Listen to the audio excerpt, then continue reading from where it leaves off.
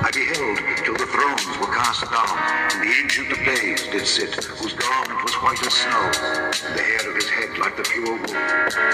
His throne was like the fiery flame, and his wheels as burning oil. A fiery stream issued and came forth from before him. Thousands ministered unto him, and 10,000 times 10,000 stood before him. The judgment was set, the books were opened. I saw in the night visions, and behold, one like the Son of Man came with the clouds of heaven, and came to the Ancient of Days, and they brought him near before him. And there was given him dominion and glory, and a kingdom, that all people, nations, and languages should serve him. His dominion is an everlasting dominion which shall not pass away, and his kingdom that which shall not be destroyed. Psalm 110.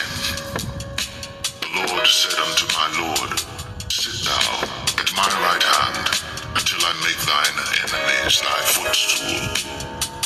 The Lord shall send the rod of thy strength out of Zion. Rule thou in the midst of thine enemies. Thy people shall be willing in the day of thy power. In the beauties of holiness from the womb of the morning, thou hast the dew of thy youth. The Lord hath sworn, and will not repent. Thou art a priest forever after the order of Melchizedek. The Lord at thy right hand shall strike through kings in the day of his wrath. He shall judge among the heathen. He shall fill the places with the dead bodies. He shall rule the heads over many countries. He shall drink of the brook in the way. Therefore shall he lift up the head.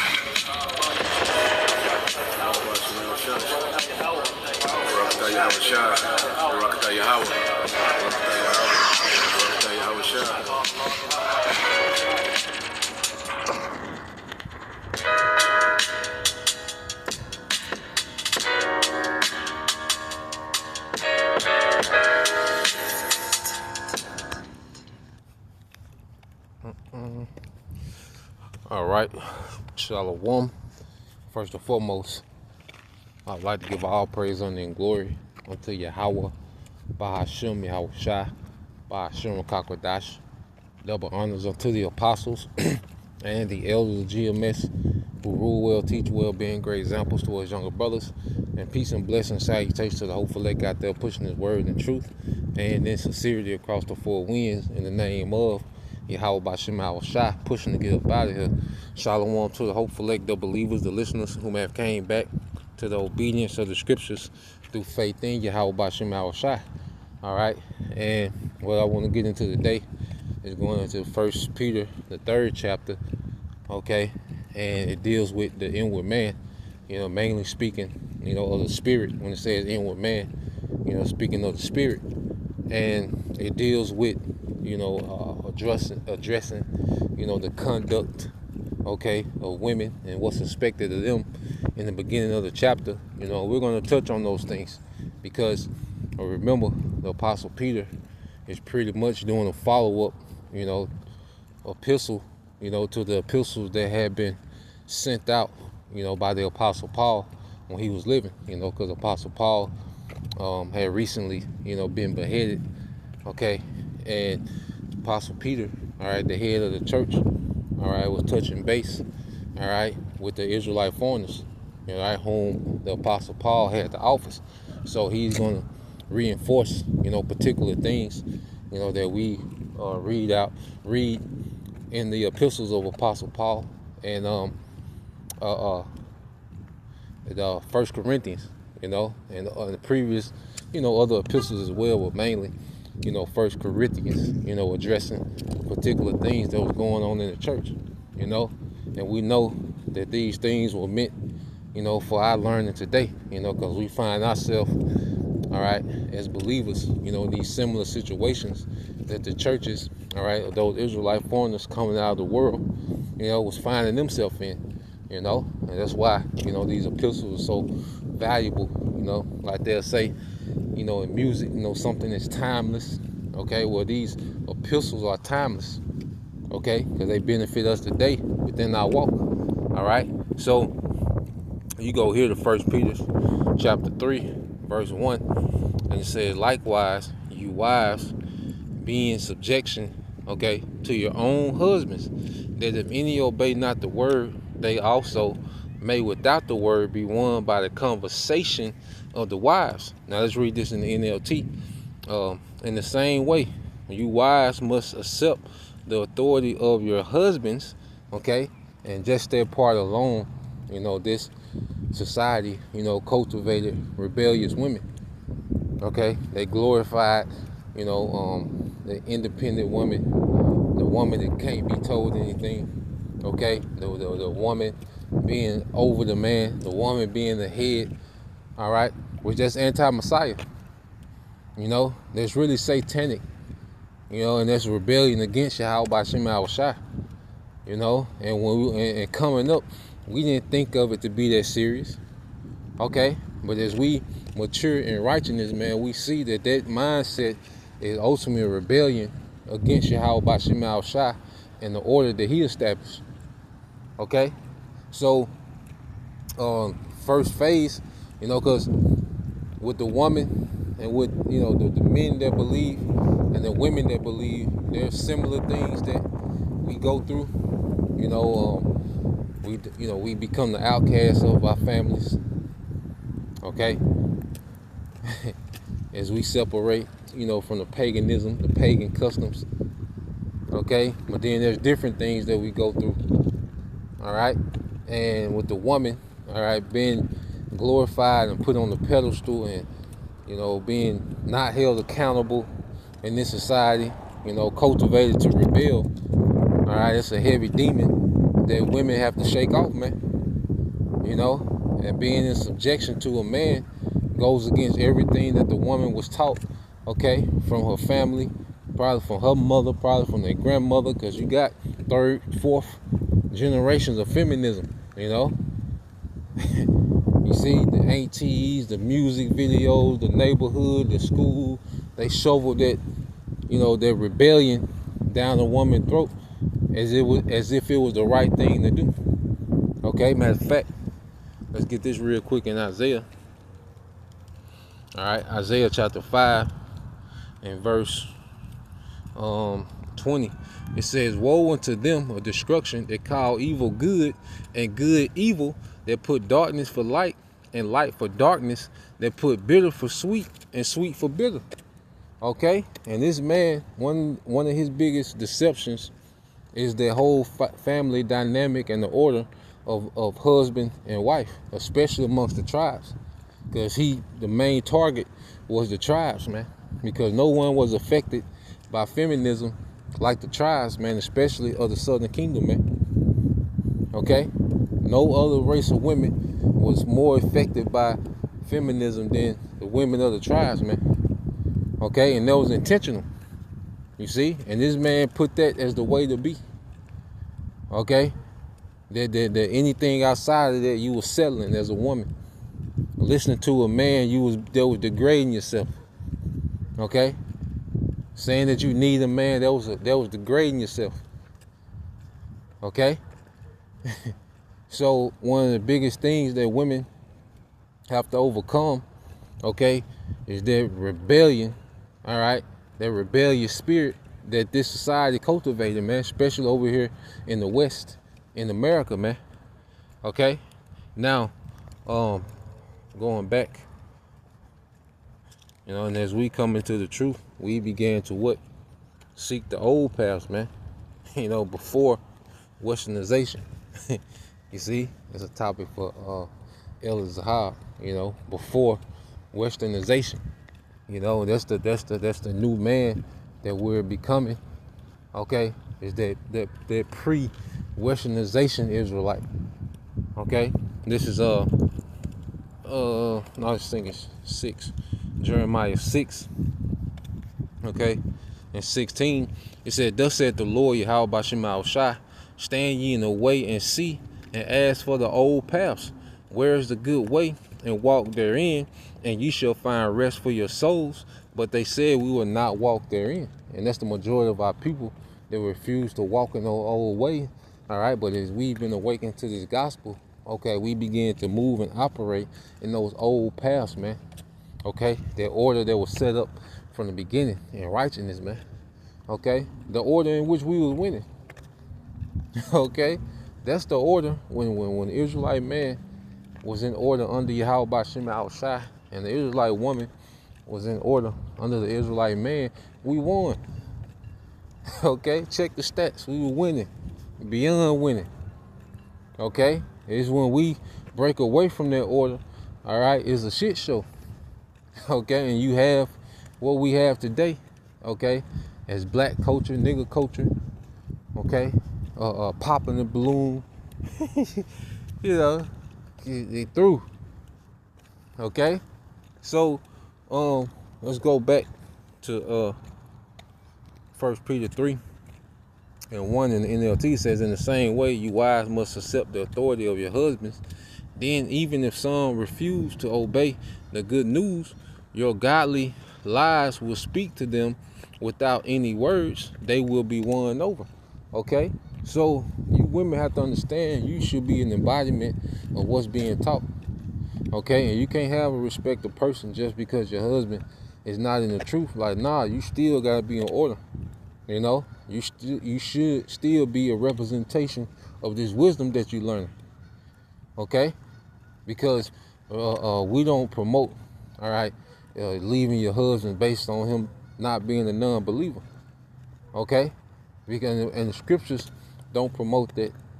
All right, whatever. See, the apostles, they was writing these things because you had, you know, women leaving their husband and getting with other men that believed, and, you know, and that was breaking up houses.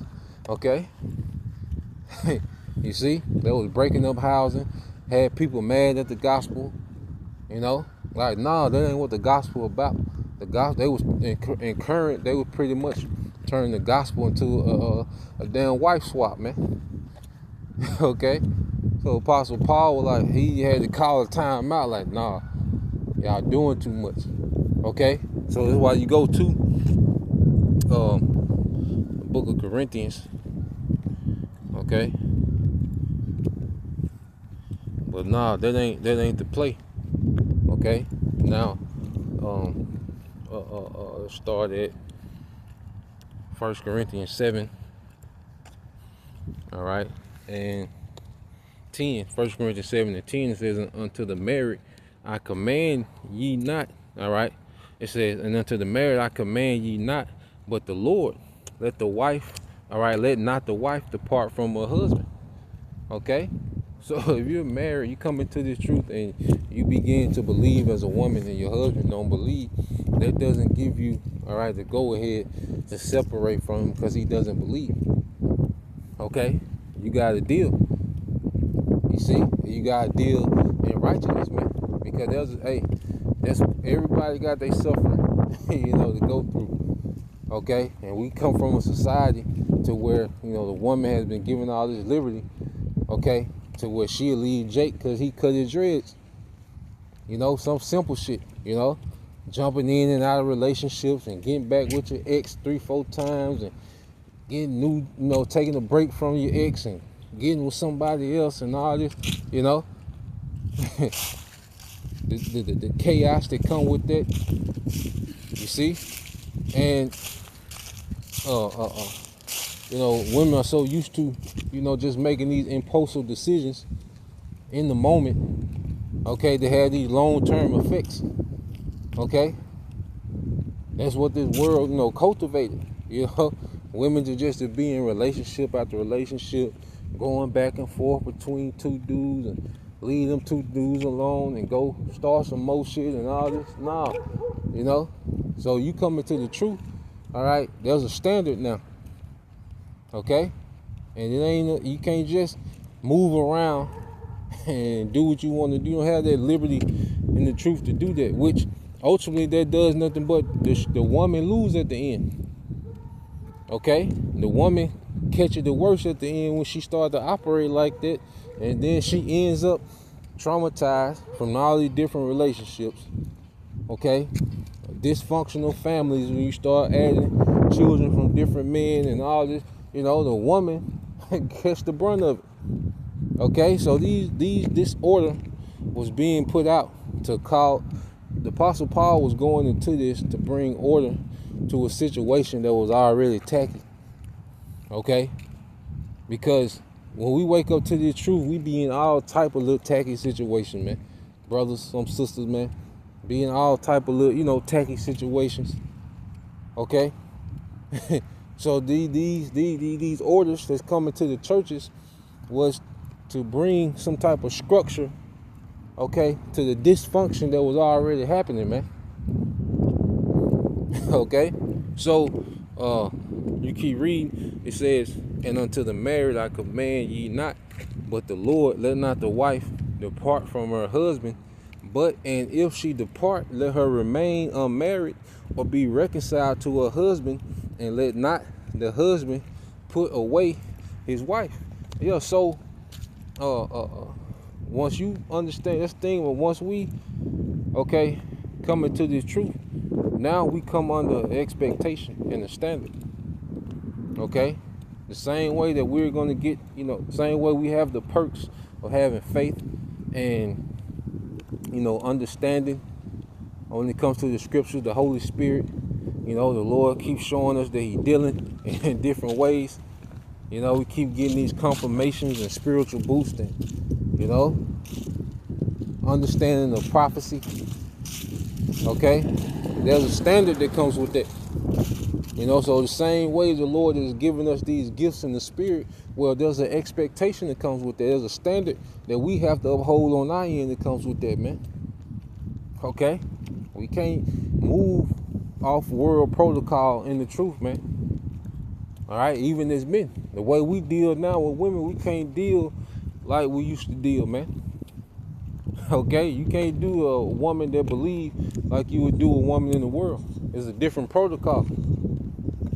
You see? So even as men, we can't move like we moved in the world. There's a certain way that we should move. Okay? So, because you have men that come in and their wives don't believe. Okay?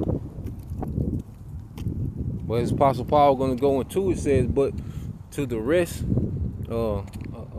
verse 11 said, and if she depart, let her remain unmarried, or be reconciled to her husband, and let not the husband be put away his wife. Yeah, so, and that cut out, the woman, from dealing with this brother for 4 months, and, it ain't what she thought it was, and now she's with another brother. Nah. Okay? There has to be order. Okay? There has to be a standard. You see? Or it's just going to be dysfunction and confusion.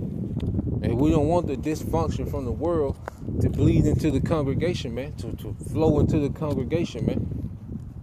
Okay? We don't want black community problems to be a part of this ministry, be a part of the truth, man. Okay? So, verse 12, and it says, but to the rest speak I. So this is the Paul, all right, speaking in the Spirit. All right, he's giving a spiritual advice, for those in these circumstances.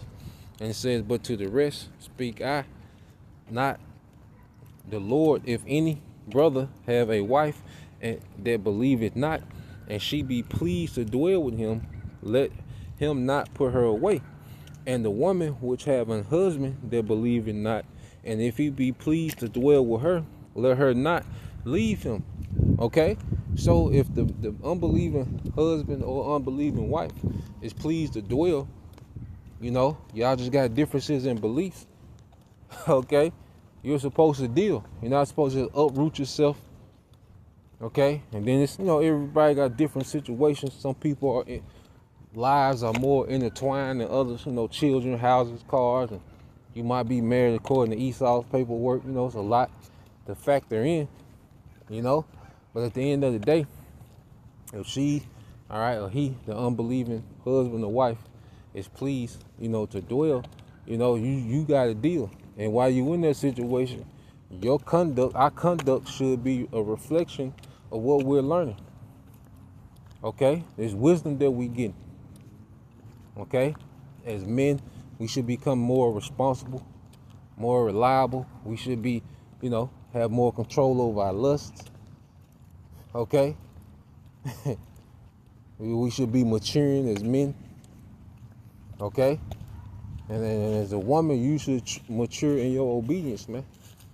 And understanding your place. Okay? And still serving your husband. Okay? And that's what pleased the Lord. A woman that's in order is a pleasing thing to the Lord, which Apostle Peter is going to get into that. Okay? Verse 14, and it says, for the unbelieving husband, all right? It says, for the unbelieving husband is sanctified by the wife, and the unbelieving wife is sanctified by the husband. Else were your children unclean, but now are they holy. Yeah, because, and the reason why you can't tell a woman to leave her husband because he don't believe, or a brother to leave his wife because she don't believe, okay, is because you don't know what the Lord's going to do. The Lord, like it says, the man can be won over by the conduct of the wife. And he finally come in, y'all got children now, everybody covered,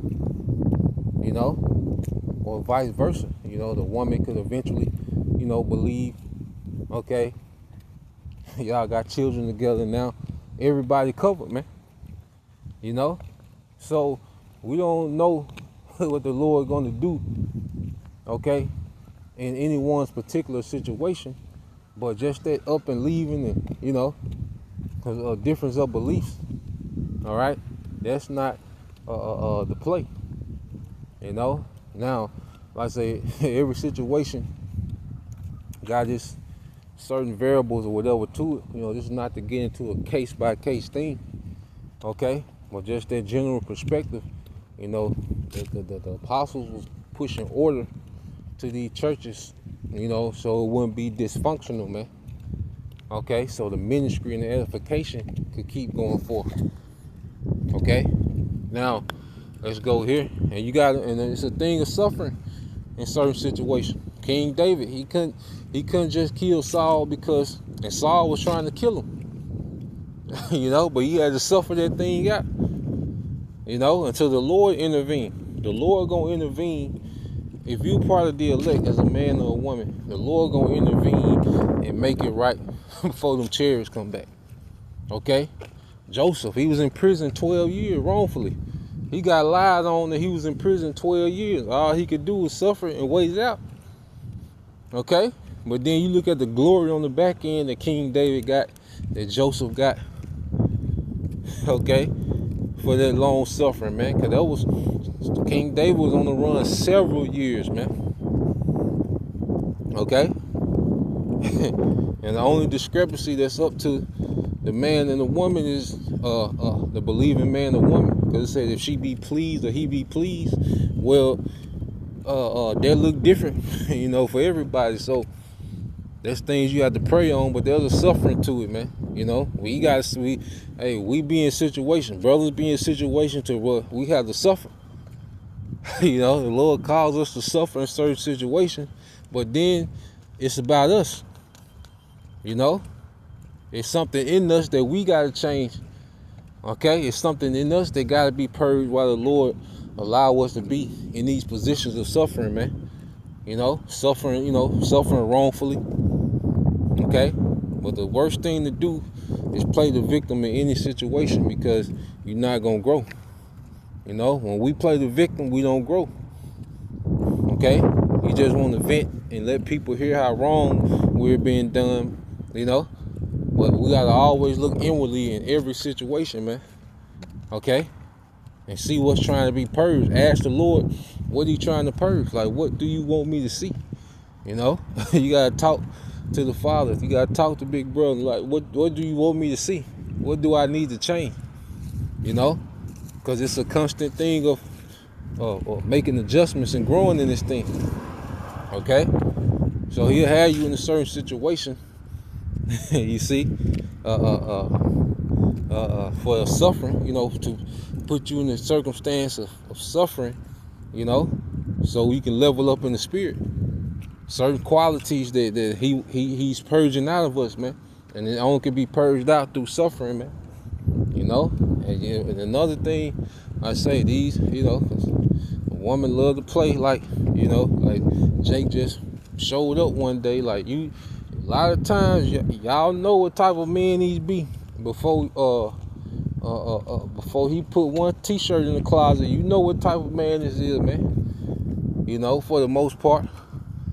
You see, so it ain't like Jake just fell out the sky and landed on the couch with the remote. And put it on the Cowboys game. So hey, you gotta add that into it too. So, and one thing, boy, I scratch my head to this day, boy. Shit, the woman can pick them, goddamn. Shit, I ain't seen nothing like it. The woman can goddamn pick them, boy. Shit, But hey, that is what it is. But at the end of the day, it's just order and protocol according to the spirit, that was being pushed in the churches. So, let's go back to 1 Peter. All right, this is the book of 1 Peter chapter 3 and verse 2. It says, while they behold your chaste conversation, okay, coupled with fear, and it's your conduct, the conversation going to your conduct, whose adorning, let it not be that outward adorning of plaiting the hair and the wearing of gold and the wearing of, it says, wearing of gold or putting on apparel, but let it be, all right, the hidden man, the spirit of the heart, okay, and that which is not corruptible, even the ornament of a meek and quiet spirit, which is in the sight of the Most High, a great price, man.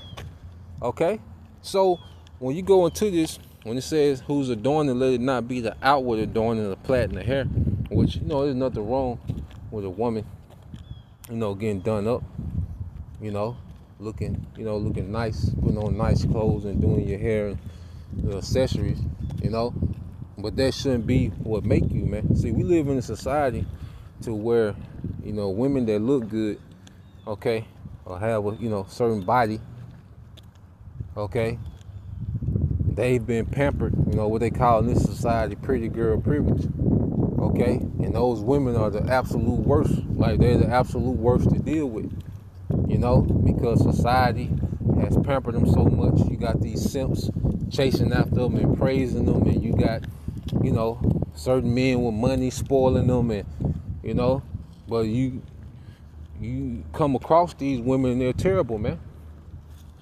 Okay, attitude, they narcissistic, okay, they entitled, they be assholes, okay, they feel like they above cooking and cleaning and doing wifely things, but they want all the perks, man. Okay, but just because they look a certain way and they got the social media and they got these followers and they got all these different men, okay, they're sponsoring their lifestyle, okay, this society make it to where if you look a certain way as a woman, you should be deified, man. You should be worshipped. You see, that Queen of Heaven spirit. Okay? So there's nothing wrong with looking nice, but that shouldn't be the end and be the beginning and the end of who you are and what you are, man. As the scriptures speak about beauty with being vain. Okay? Because of course, as a man, you want your woman to be put together. Okay? You want your woman to look like Warren Sapp. Okay? You want your woman to be put together. But that shouldn't be the beginning and the end of what she is. Okay? And in this society, this thing got played out, man. As men are getting back into, their masculinity, man, that type of woman serves no purpose, man. Okay? A woman with no skills but putting on outfits, man. Okay? And and making an appointment for brunch. Nah, man. If men tap back into that masculinity, that type of woman value is plummeting, man. Okay, so I think that's in Proverbs. Yep, this is Proverbs 31:30. It says, "Favor is deceitful, and beauty is vain, but a woman that feareth the Lord, she shall be praised." Okay, and those are the women that's increasing in value. All right, sincere women that fear Yahweh Bashim Shah. Okay, because beauty can be vain if that's all you got. Is a look that you didn't even give yourself. Okay, you see. So going back, when you go back to 1 Peter 3:4, it said, "Let it be the hidden man of the heart, which is the spirit, the inward man." You know, and the truth is cultivating our inward man, our spirits. Okay, and this truth has humbled us down, because we all was full of ourselves to some degree. You know, some more than others. Okay, we come from society. Okay, where everyone has this main character syndrome, but this truth humbles us down. Okay, it makes us see that, hey, this is bigger than, we're a part of something that's bigger than us. Okay, and ultimately we don't deserve a damn thing. You know, we're the chosen people based off the Lord's goodwill. Okay, these promises, he didn't owe us nothing. He gave this to us off his goodwill, off his goodness, man. You know, so as we understand these things, we begin to humble down. You know, that meekness, man, understanding, like, okay, you know, we all at the mercy of Yahweh Shema Shah. You know, and we should be in the spirit to show appreciation, man. And that's why we're serving. That's why you see brothers serving like they serving, because it's appreciation for what the Lord is doing, man, and what he's going to do based on, you know, prophecy, man. Okay, so a woman that's in that serving spirit, okay, that's a beautiful spirit to be in that humble spirit. Okay, coming in that spirit of meekness, man, and the Most High is pleased with that, man. You know, as women are really starting to see the value of men, you know, the Israelite woman, you know, you few sisters that believe, the Lord sees that you starting to see the value of the Israelite man, and that's pleasing to him. Okay, as the Israelite man is seeing the value of Yahweh Bashim Shah. You know, it says, even the ornament of a meek and quiet spirit, which is in the sight of the Most High, a great price, man. You know, so those things are pleasing. How Israelite woman treats her husband, okay, that's how she serves the Lord. Okay, it's her treatment towards her husband. Okay, and if it's a situation where he's unbelieving and he's not right, the Lord gonna intervene. Either he gonna convert that man, or he gonna make other arrangements. Okay, but it gotta be suffered. Okay, until the Lord intervenes. Okay, because we're all suffering in some situation until the Lord intervenes, man. Okay. It says, verse 5, it says, "For after the manner in old time, the holy women also, who trusted in the Most High, ordained themselves, okay, adorned themselves, being in subjugation, okay, to their own husbands." And you read this in NLT. "This is how the holy women of old made themselves beautiful." So beyond putting on, you know, nice clothes and, you know, the hairdos and, you know, the accessories and things, okay, it's the conduct, okay, it's the conduct that the woman should be ordaining herself with. Just like the men, we ordaining ourselves with a particular, adorning ourselves with a particular, all right, conduct. Okay, the scripture say, "Put on thy beautiful garments, O Jerusalem," is speaking about a conduct, a mindset, a perspective, humility. Okay, that's what we're adorning ourselves with.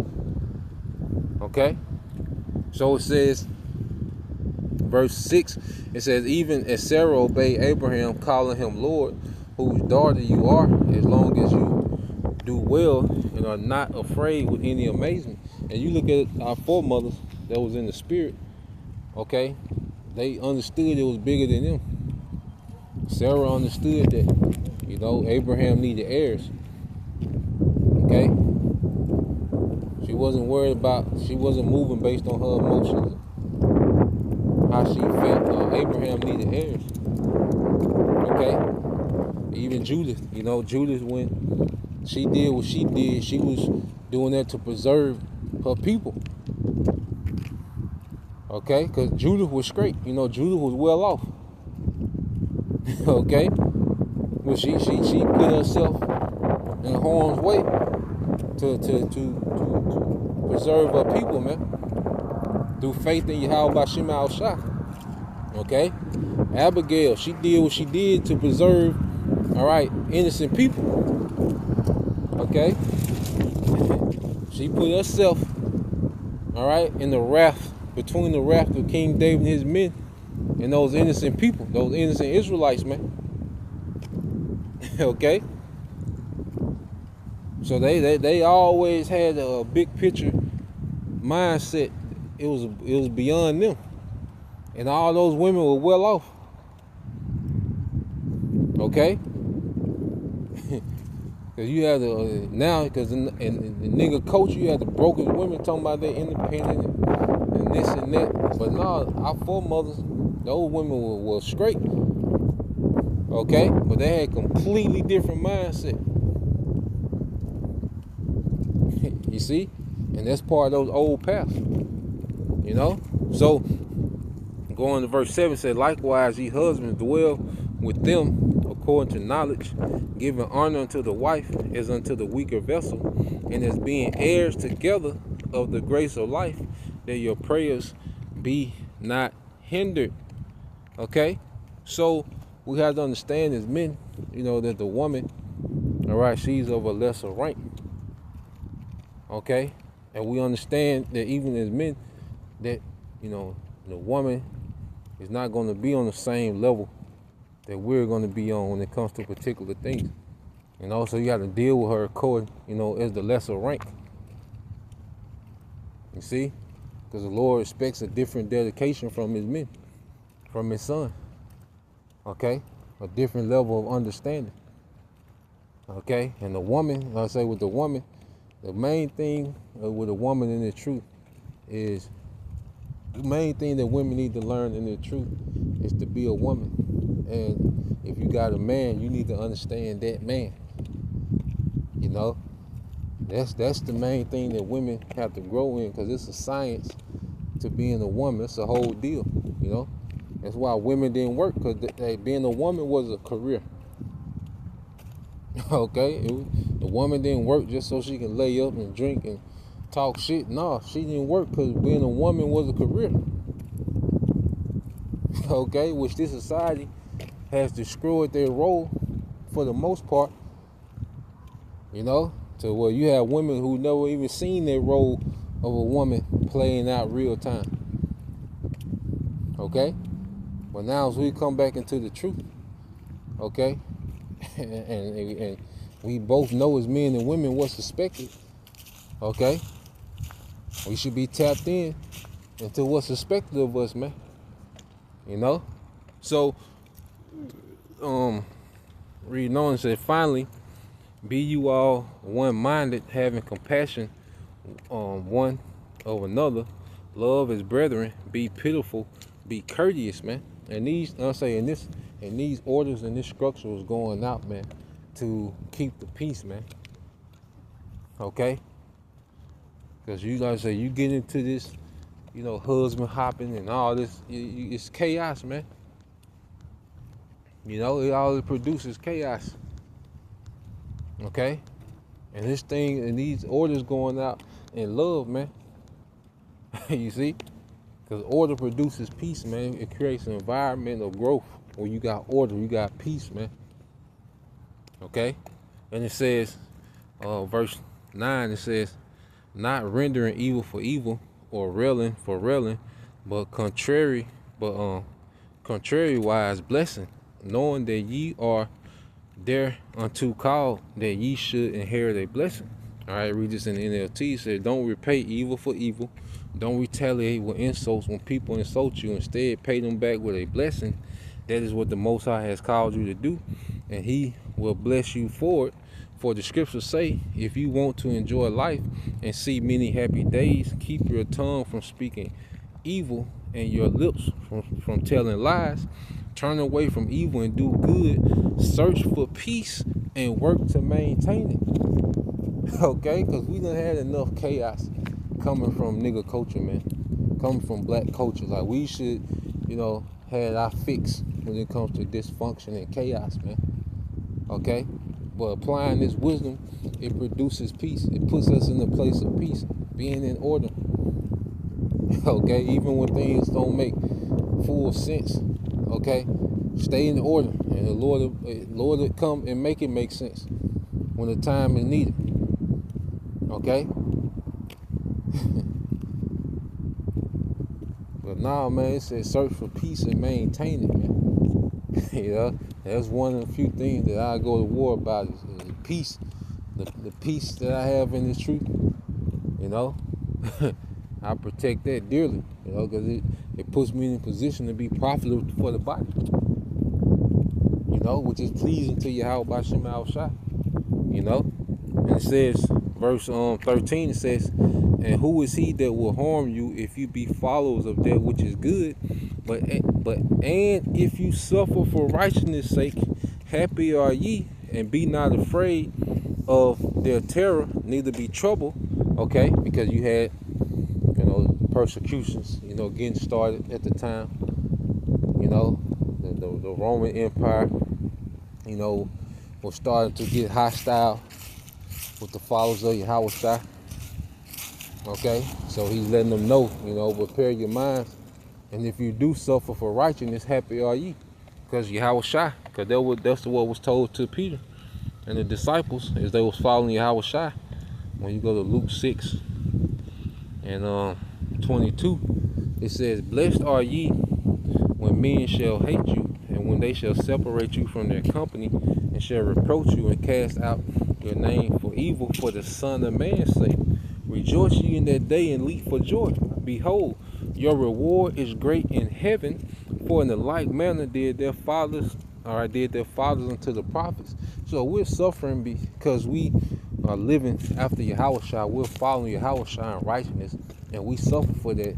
That's a token that we're going to be rewarded. You see?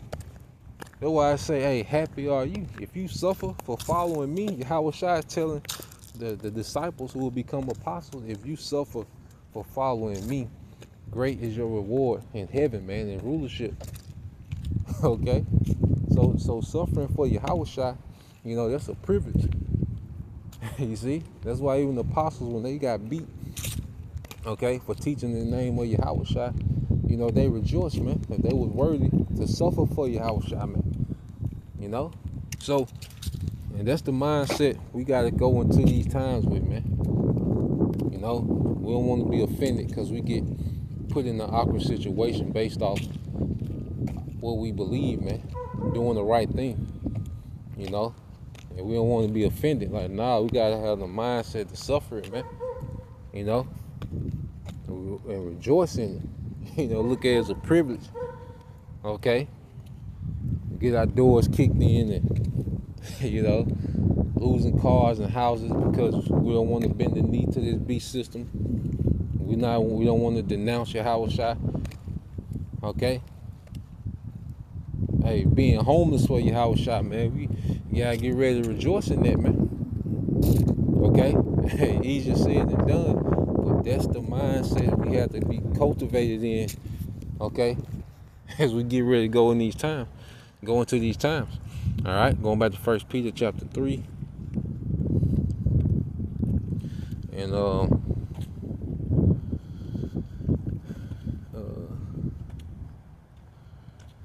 15, it says, but sanctify the Lord power in your hearts, okay? And be ready always to give an answer to every man that asks you a reason of the hope that is within you in meekness. Yeah, so we have to understand what we're a part of.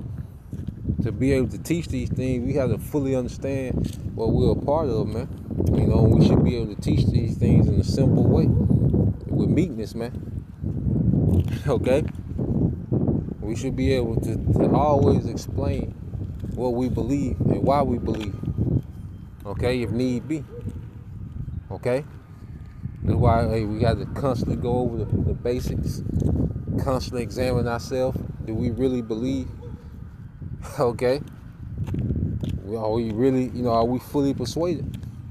Okay? Verse 16, it says, having a good conscience, that whereas they speak evil of you as of evildoers, they may be ashamed that falsely accuse your good conversation in Yahushua.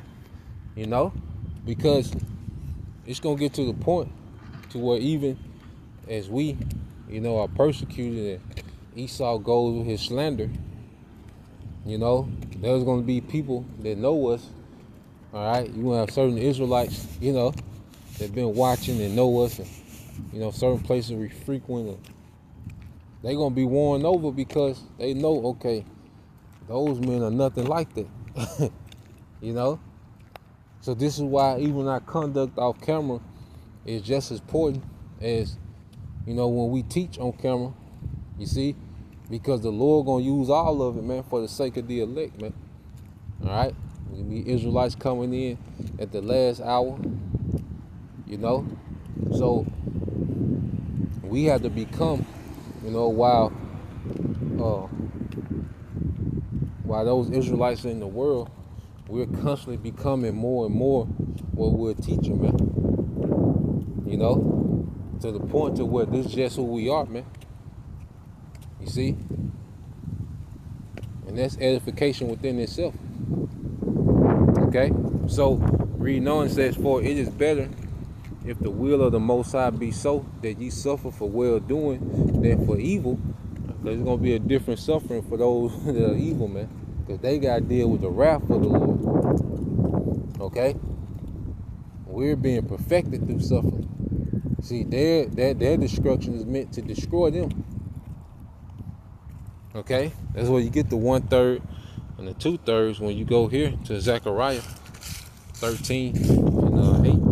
It says, and it shall come to pass, all right, that in all the land, said the Lord, 2 parts therein shall be cut off and die, but the third shall be left therein. And I will bring the third part through the fire, and will refine them as silver is refined, and will try them as gold is tried. They shall call on my name, and I will hear them, and I will say, it is my people, and they shall say, the Lord Yahweh Bashem Al-Shai is my power. So you get this word fire, all right, in the Hebrew, which is ash.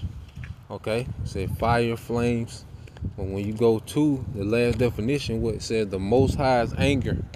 The Most High's anger.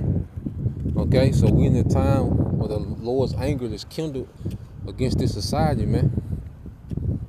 Okay, and when he goes forth in judgment, all right, we'd rather suffer, and be chastised now.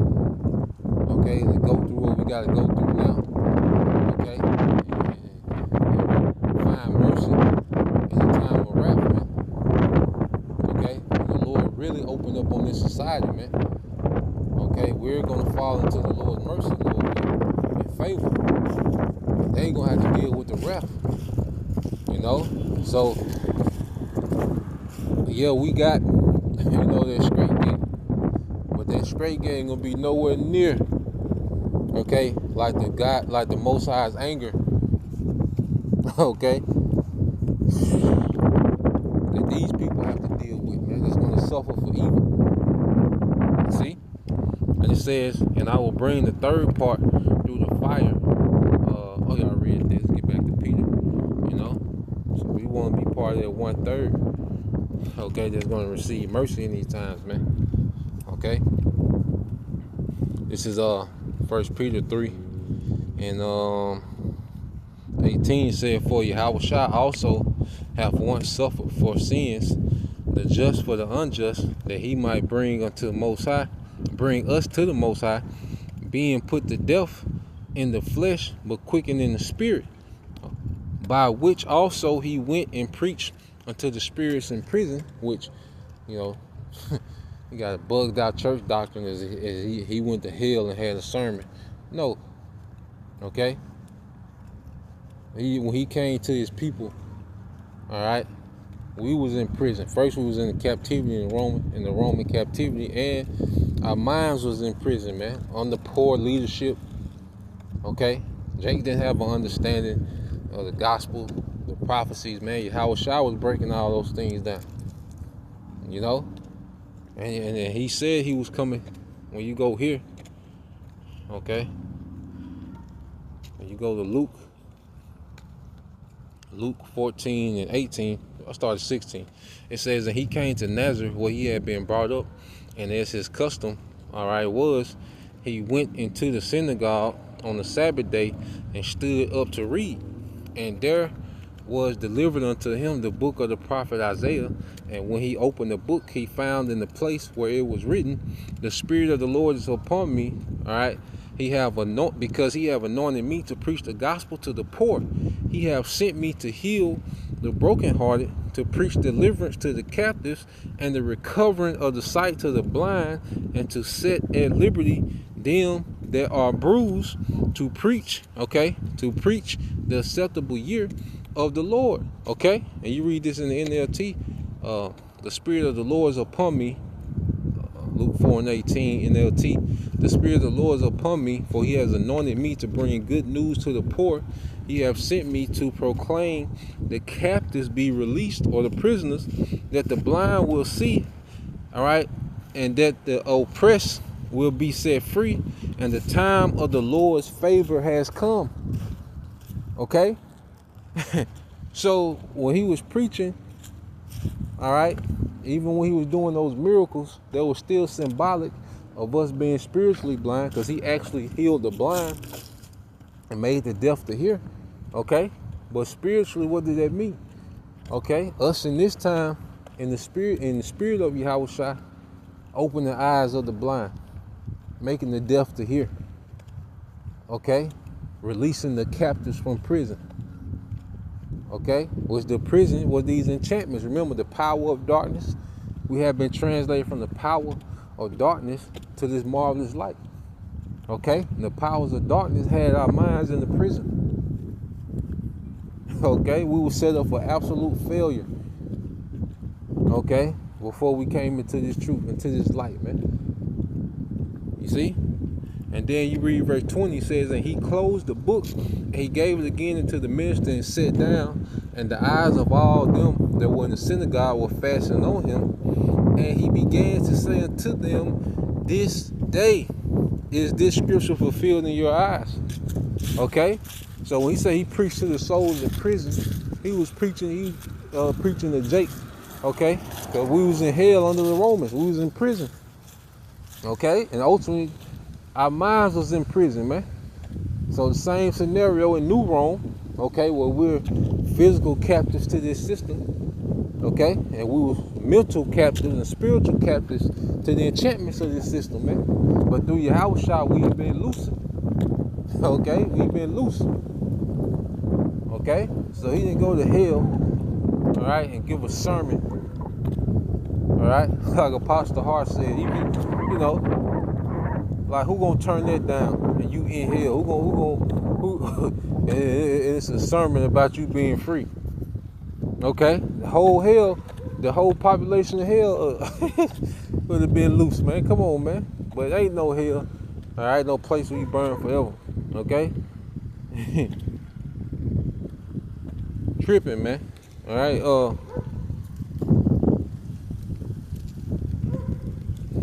Just back in 1 Peter 3.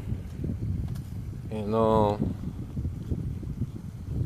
20, it says, which sometime were disobedient, okay, when once the long suffering of the Most High waited in the days of Noah, while the ark was a preparing, wherein few, that is 8 souls, were saved by water. The like figure whereunto even baptism, though also now, all right, even baptized, does also now save us, not the putting away of the filth Okay, not the putting away of the filth of the flesh, but the answer of the Most High the answer of a good conscience toward the Most High by the resurrection of Yahushua of Mashiach. Okay, so just as Noah, which Noah called, the scriptures call him a preacher of righteousness.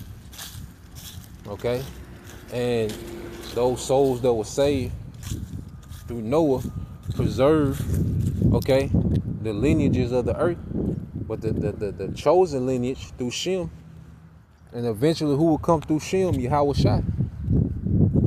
Okay, the salvation from the second death, which is the nuclear destruction. You see? So as you read on, it says, who is verse 22 says, who is gone into heaven and is on the right hand of the Most High, and angels and authorities and powers being made subject unto him. Okay? Because everything is being made subject unto Yahushua. Everything is under his foot. Okay? Excluding the Heavenly Father himself. You know? But this is where we at. Alright? And Yahweh Bashim Al-Shai, okay, is getting ready to wrap this thing up, man. Alright? As we're a couple of days from the so-called New Year. Alright? And we see things are getting ready to go, okay, into another gear. Okay? So, yeah, that was the point. You know, just wanted to bring that out. And we'll keep going on in the book of Peter. You know, Lord will, chapter 4 tomorrow. And Lord will, you brothers and you sisters are edified, man. You know, because these epistles of old, all right, they hold a lot of weight, okay, and a lot of value and a lot of insight, you know, for how we should be moving today. You know, as we make up those churches, okay, the body of Yahushua. All right, so Lord will, you brothers and sisters edified. Till next time, I say shalom.